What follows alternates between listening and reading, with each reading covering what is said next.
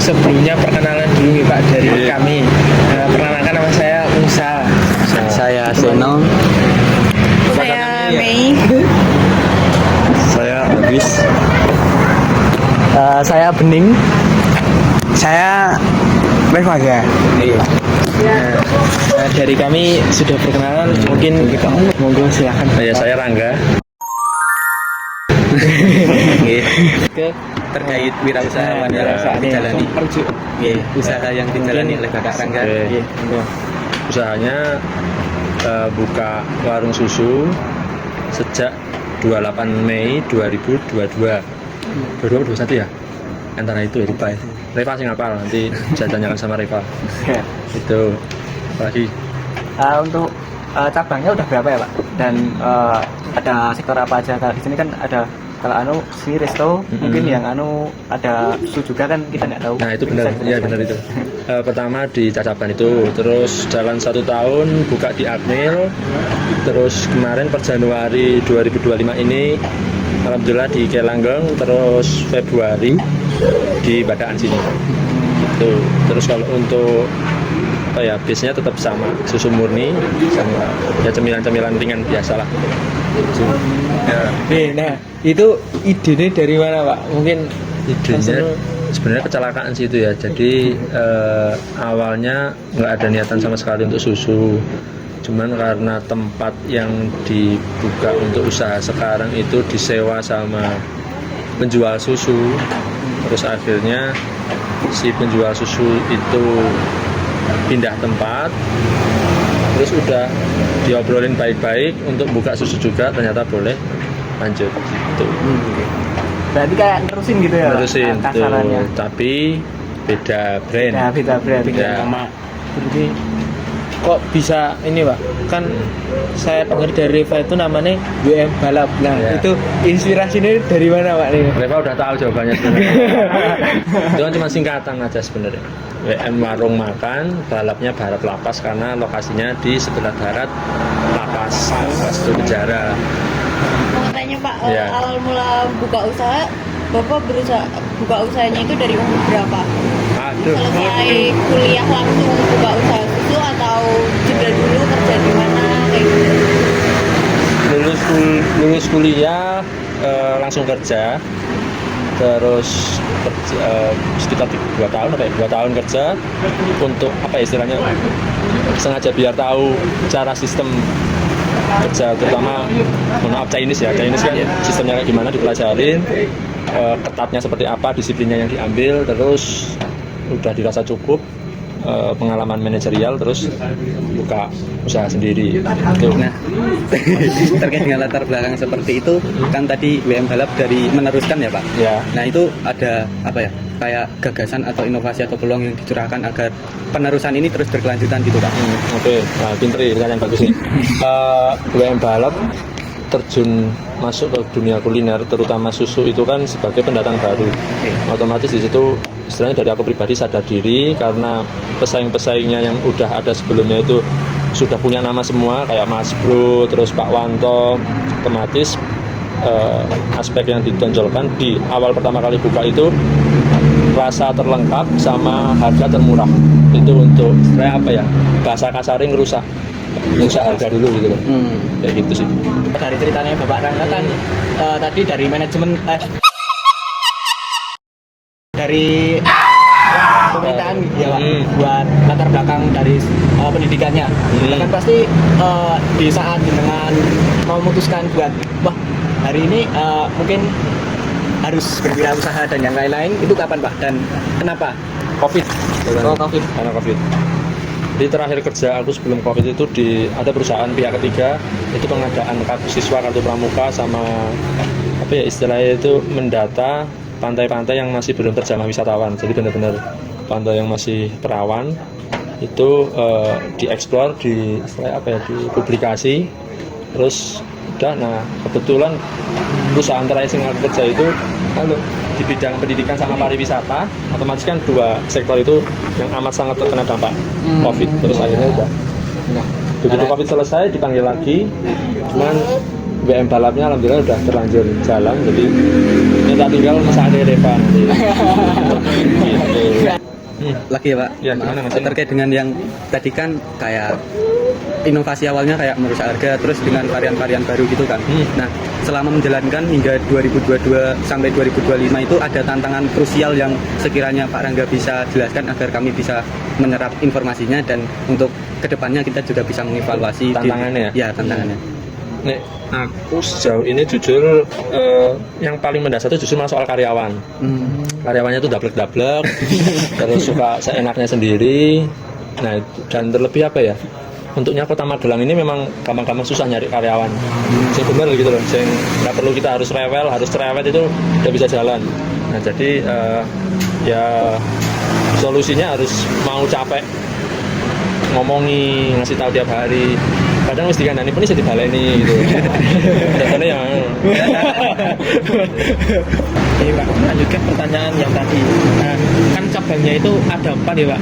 Nah ini nek Jawa, ya. karyawannya itu gimana Pak? Pembagiannya atau beda tempat beda? Kalau untuk cabang Akmil, Cacaban sama Badaan sini yang sore rencananya akan sama, cuma dioplos jadwal kerjanya. Tapi kalau yang untuk Langgang karena jam operasionalnya itu kan dari pagi ke sore. Nah itu emang akan dicarikan yang benar-benar apa istilahnya bukan mahasiswa, yang bukan part time, yang emang bisa ada waktu untuk pagi gitu Mas.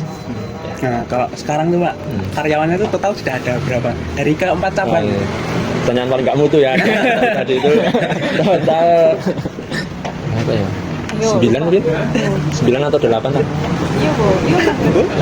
Ya, Reva, Mei, Marsha, Rendra, Uge, Ipe, Gaza, Yoga, Sama 2 yang baru. 2 yang baru, 10 ya, 10 berarti ya. Nah, tantangannya kan tadi yang dijelaskan oleh Pak Rangga kan terkait dengan karyawan. Manpower, yes. Berarti untuk hal-hal lain kan agak bisa memang bisa ditangani oleh Pak Rangga itu Ya sendiri. sebenarnya tantangannya nggak cuma itu salah satu, tapi yang faktor paling besarnya adalah manpower. Kalau soal susu juga sebenarnya susu itu gampang-gampang susah karena ya teman-teman tahu sendiri lah peternakan kan sing gampang pecah lah, sing kalau masake salah nanti jadi kecut itu. Cuman ya itu tadi apa sih pertanyaan ini? Belum selesai. Oh, belum selesai. Nah, Sorry. dari hal-hal yang bisa ditangani kecuali terkait dengan karyawan yang belum maksimal ini tadi itu dari pribadi Pak Rangga sendiri itu apa ya kayak hal yang baru atau hal yang didapatkan itu apa Pak sebagai wirausahaan yang sudah berjalan selama 3 tahun bahkan lebih atau berapa? Oke. Yang pasti ini Mas, kita harus mengikuti tren. Terus harus ini mungkin bisa diterapkan di bisnis manapun ya, karena aku karena ngejalanin bisnis kuliner juga harus ya sering-sering jajan ke tempat lain. Jadi itu apa ya impact yang aku dapetin, otomatis ngerasain pelayanan di kafe ini itu seperti ini. Terus ada menu yang di kafe ini kira-kira bisa dibawa masuk ke kafenya kita gitu sih. Jadi ya sering main apa istilah studi banding lah. Mungkin dari bidang susu ya Pak. Kalau susunya itu udah kerjasama sama peternak tertentu atau masih nyari di pasar? Lebih ke koperasi sih Mas sebenarnya. Koperasi, terus kita dari beberapa koperasi gitu. Jadi nggak cuma ngandelin dari satu koperasi. Gitu. Tapi kalau dari kooperasinya itu emang udah gimana? Bisa nyetop terus di situ atau berapa mungkin pada satu hari itu ada kosong gitu? Selalu sih. Sejauh ini alhamdulillahnya selalu. Oke. Gitu. Oke, dari hal-hal yang tadi sudah dijelaskan oleh Pak Rangga sendiri, ini menyangkut dengan wirausahaan yang berjalan. Kira-kira omset pendapatan sehari itu bisa Per hari ya. berapa Pak? Dari cabang yang mana dulu ini? Mungkin bisa Itu rata-rata lah. biar Ya, keseluruhan 400 paling ya? 400. Berapa? Yang 400 kan 300, 300 lebih, ya 400 lah. Ya 450 wis, net ya. dengan omset yang sebanyak itu untuk perharinya bisa kembali modal untuk dijalankan hari selanjutnya gitu Pak. Nah kalau bisnis kuliner ya ini kuncinya untuk balik istilahnya harga jual kita kalau mau aman itu paling nggak 100% dari HPP-nya. Misal taruhlah HPP 3.000 ya paling nggak kita jual 6.000. itu titik amannya biasanya kayak gitu, orang-orang kuliner yang main kayak gitu. Cuman ya ada sih 200%, ada yang 150%. Cuman kalau aku karena ya istilahnya saya Jawa juga, jadi saya mikir halalin ini jadi 100%. Kalau dari usaha kan pasti biasanya mungkin kalau di perkuliahan atau di suatu apapun biasanya ditekankan seorang wirausaha itu harus pantang menyerah. Tapi kalau seorang wirausaha itu dihadapkan pada suatu posisi harus balik, benar-benar balik, itu kapan maksudnya usaha ini udah kolaps dan udah nggak bisa diterusin, jadi memang udah bukan pantang menyerah lagi, tapi memang harus putar balik. Ini kapan Pak? Biasanya ini tergantung kekuatan modal masing-masing. Jadi fun fact-nya susu murni WM Balap ini adalah bisnis kedua. Karena bisnis pertamanya itu sate-satean seafood, namanya sate balap waktu itu.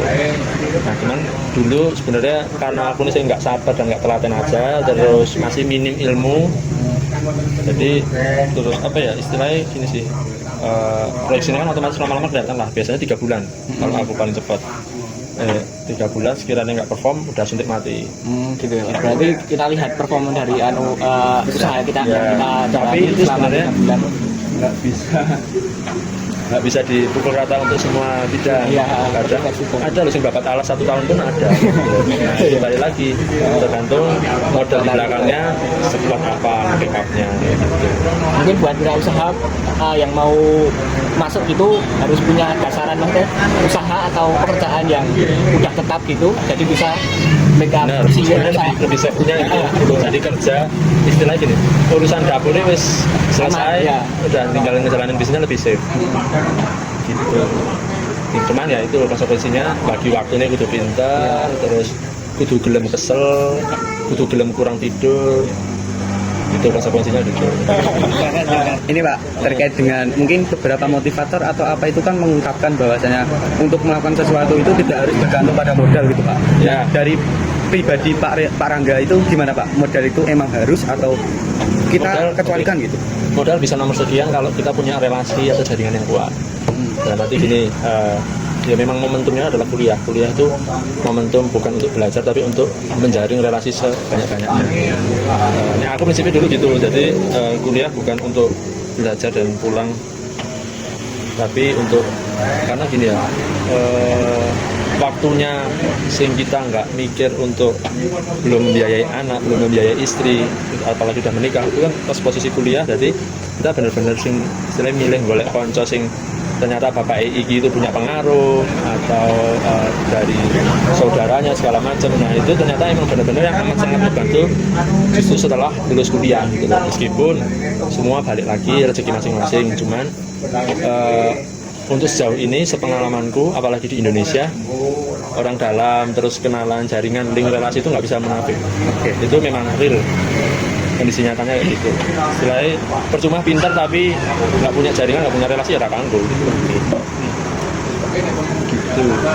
Sebagai penutup pertanyaan-pertanyaan yang cukup banyak tadi Pak, mungkin ada pesan kan untuk para mungkin wirausaha yang baru atau kita-kita yang ingin berwirausaha gitu Pak?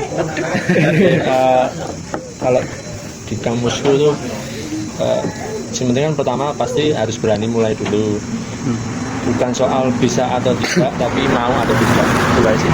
Jadi mikir bisa atau enggak ya pasti lebih banyak takut nggak bisa lah, takut apalah, tapi nggak ada istilah bisa atau tidak tapi mau atau tidak. Nek mau ya harus tinggal, ketika kita udah mau ternyata nggak bisa, nanti coba terus lama-lama bisa. Ini Gitu. dari saya dan teman-teman mungkin pertanyaannya sudah cukup.